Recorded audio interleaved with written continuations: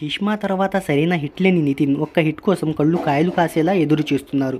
మధ్యలో extra ordinary మ్యాన్గా ప్రేక్షకుల ముందుకు వచ్చినా అది అనుకున్నంత స్థాయిలో బాక్సాఫీస్ దగ్గర వసూలను రాబట్టలేకపోయింది.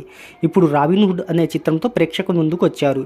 ఇక ఈ మూవీ రెండో రోజు కలెక్షన్ల వివరాల్లోకి వెళ్ళబోయే ముందు ఒక చిన్న రిక్వెస్ట్, మన ఛానల్లోని వీడియోస్ చూసి నచ్చితే సబ్స్క్రైబ్ చేసి లైక్ కొట్టి షేర్ చేయండి. సాంకేతిక నిపుణుల రెమ్యునరేషన్తో పాటు నటీనటుల రెమ్యునరేషన్, ప్రమోషనల్ ఖర్చులు అన్నీ కలుపుకొని ఈ చిత్రాన్ని 60 కోట్ల రూపాయల బడ్జెట్తో నిర్మించారు. ఇక ఈ మూవీకి ఆయన కెరీర్లోనే తొలిసారిగా 30 కోట్ల రూపాయల ప్రీ రిలీజ్ బిజినెస్ జరిగింది. ఈ మూవీ లాభాల్లోకి రావాలి అంటే 35 కోట్ల రూపాయల షేర్, 70 కోట్ల రూపాయల గ్రాస్ వసూలను రాబట్టాలి.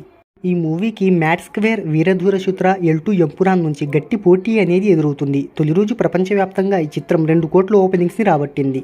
ఇక రెండో రోజు వసూళ్ల విషయానికి వస్తే మార్నింగ్ షోకు 12.32% ఆక్యుపెన్సీ, మ్యాట్నీ షోకు 22.17%, ఫస్ట్ షోకు 20.47%, సెకండ్ షోకు 24.34% అనేది ఆక్యుపెన్సీ అనేది నమోదైంది. ఇక ఈ మూవీ 2 రోజులకు 28K టికెట్లు అమ్ముడైనట్టు బుక్ మై షో ప్రకటించింది.